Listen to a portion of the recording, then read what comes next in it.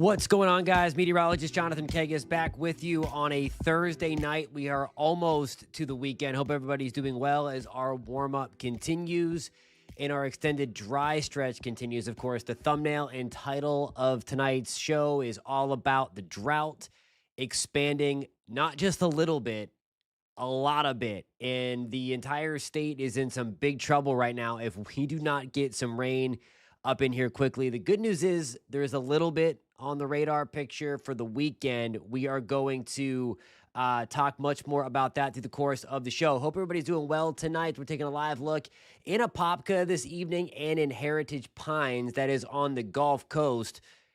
We're joining you tonight from clickorlando.com on the News 6 Plus page, and we are coming at you live, of course, on the News 6 YouTube page. Before we get into the drought stuff, I want to show you the fog tracker. This is something that we forecast for the last couple of nights.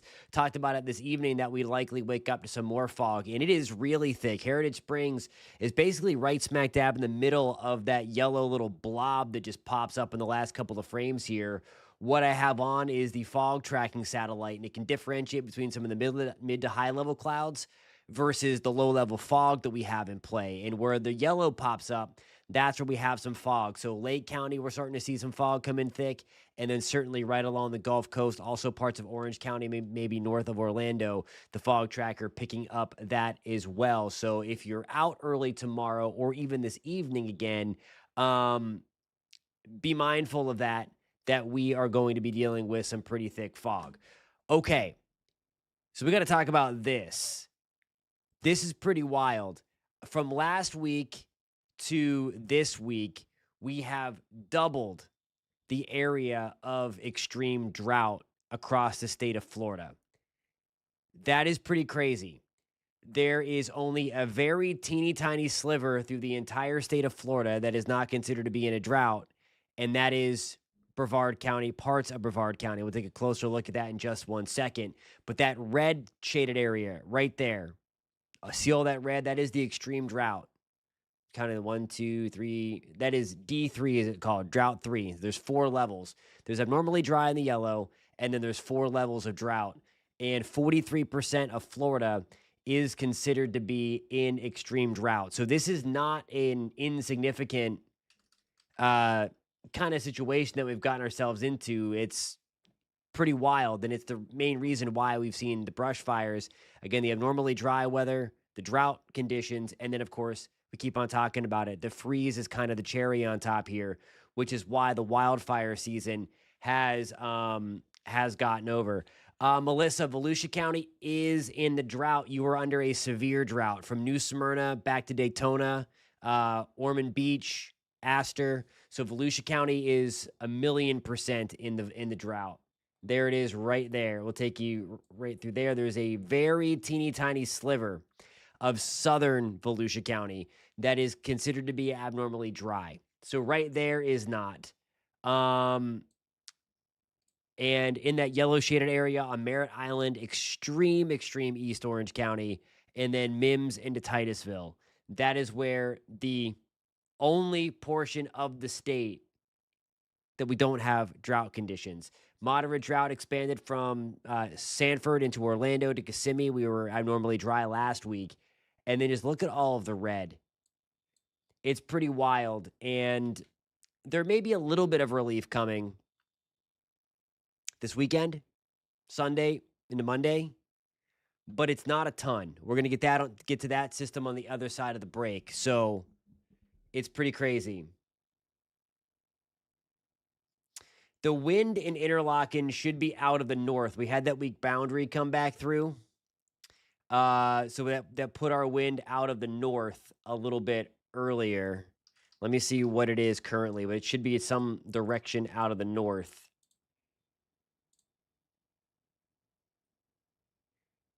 Yeah, it is it's like northeast right now where you are.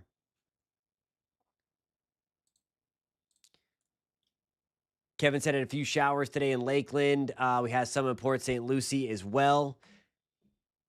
We were talking about the opportunity anyway for a few downpours this evening, and only a few got them. Again, it's not going to do anything to the drought situation, but I mean, we'll take what we can get. this is the other deal. Of course, that drought monitor that I just showed you, it's significant on Thursdays, and that's why we really take a deep dive into the drought on Thursday, because we get that updated data.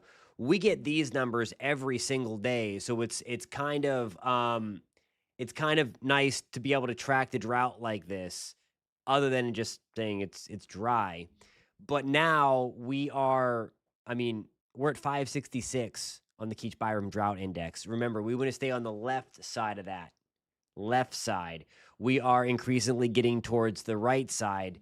Anywhere in the yellow color to orange to red to rust is really, really bad. Again, 500 typically enacts the burn ban.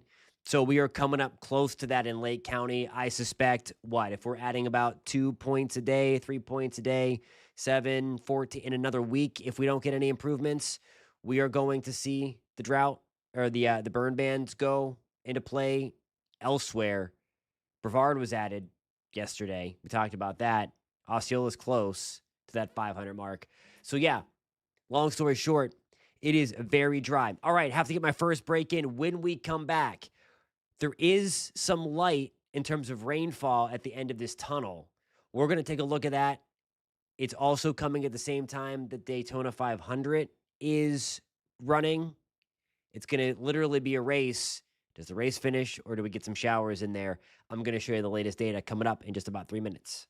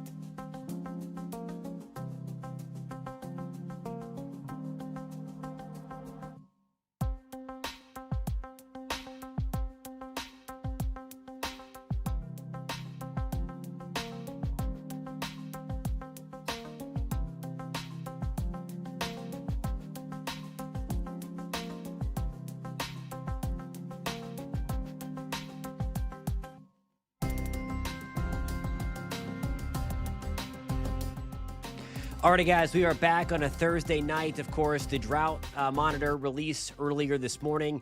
Certainly super concerning when it comes to the drought situation in Florida. Now, the other thing that we are watching is for the rain chances that do go up a little bit to start to increase by the time we get into the evening on Sunday.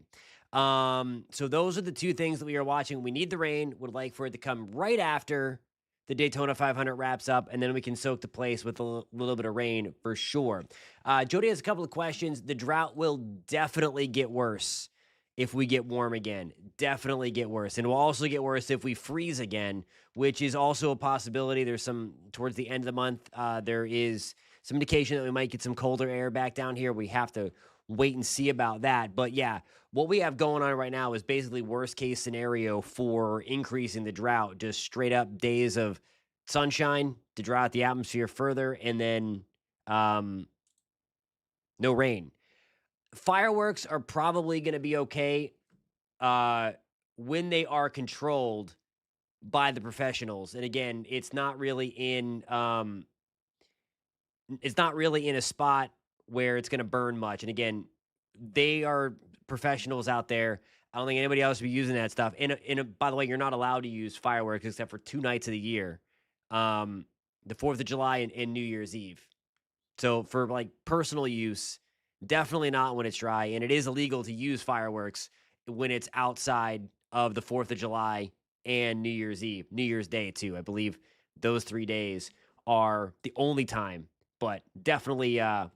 So that 20% is for Daytona only. So that's for Daytona only.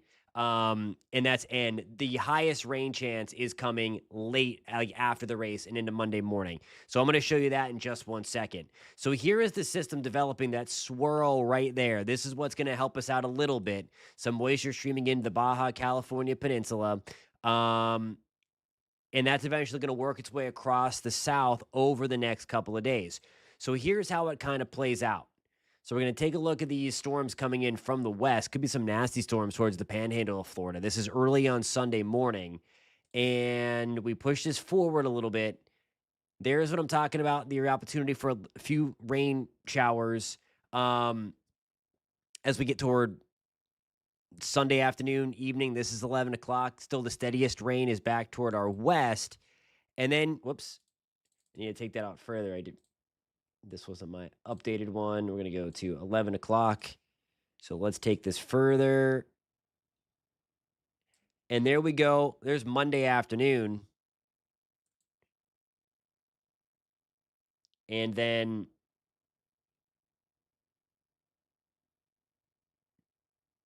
you see that rain pushing through. Okay. So here's the deal. We need the rain, but if we continue to watch it, this is the latest data coming in. I'm literally looking over this with you. This is the latest stuff, hot off the press, okay? What I'm seeing here is that the thunderstorm, if this model's correct, I got to go dissect all of the evening run models to see if this is going to be a change. If this, even though there's rain here, this would not be ideal, because all those little purple things there, that's going to indicate some pretty healthy thunderstorms. And while we have rain coming, we do not need lightning, because lightning will be very quick to ignite all of this stuff. So this could end up being a double-edged sword that we will have to be watching extremely carefully if this continues to hold like this and we have this run of thunderstorms coming into the afternoon and through the evening. That's 3 o'clock on Monday with some scattered thunderstorms around. So that's what has my attention before it kind of gets hung up a little bit in this latest high resolution look. But yeah, the only beneficial stuff long term is literally this. I don't really see much else. There could be another cold front. There could be another cold front coming through once we get towards the 22nd, 24th, so like 10 days out. But nonetheless, this might be it. But we're going to have to take the good with the bad here, because if this plays out, there's going to be some lightning to contend with as well. Next week looks great. Any day looks great for the parks. For sure. Any day is looking good for the park. So that's going to be something to keep it a very, very close eye on. In terms of the rainfall, this is going to be the latest update, I believe. If we can get, I don't know. I mean, some places might be able to pick up a half inch. If you're under a thunderstorm, maybe an inch of rain, which will be great. But we'll take that for sure. That'd be lovely. We need several more inches on top of that in intermittent spurts. We don't want it all at once. We don't want to flood. But yeah, we'll take that for sure. Alrighty, guys, I have to get my second break in. When we come back, I'm going to comb the comment section, see if there's any more questions out there. And I'm going to look a little further at this lightning forecast as we are going forward. And I will see you guys in about 3 minutes.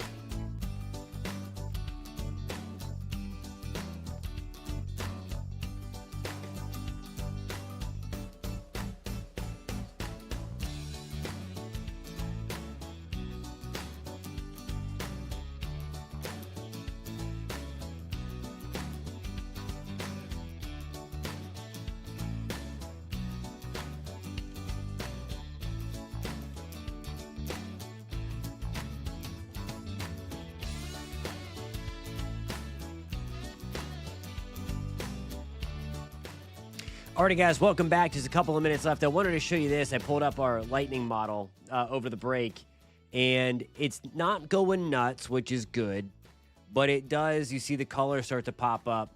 So on the scale there, we're talking about getting close. There's the biggest flare up there, pushing from west to east. Happy early birthday, Elizabeth. So pushing from west to east. You see the little flare up there. So that's going to be the best opportunity for some lightning. And again, we want to avoid lightning at all costs because it will be pretty easy to start a fire via a lightning strike with how dry and how dead everything is because of the freeze. Again, I think that is 1,000,000% the thing making this way worse than it otherwise would have been is the fact that we have the freeze going on. Port St. Lucie, I don't think it's as big. I don't have My data doesn't go out as far on the lightning. There's a little bit down there, but yours might come a little more on Tuesday as it pushes further into South Florida. So, one of the things that certainly has my attention with this rain coming in, obviously, we need the rain desperately, but we don't want lightning. And there it is again. We'll keep on updating this, and this is going to be, we'll be watching this again tomorrow. And then, of course, we might be tracking the lightning live Monday afternoon on the shows or in the stream room. Alrighty, guys, I have to get going to get ready for News 6 at 10 o'clock. I hope everybody is doing well on this Thursday night. We are back here every night, Monday through Friday at 9:30. Hope everybody's doing well. News 6 Plus and on the News 6 YouTube page. We will see you in just a few minutes on News 6 at 10. Have a great night, guys.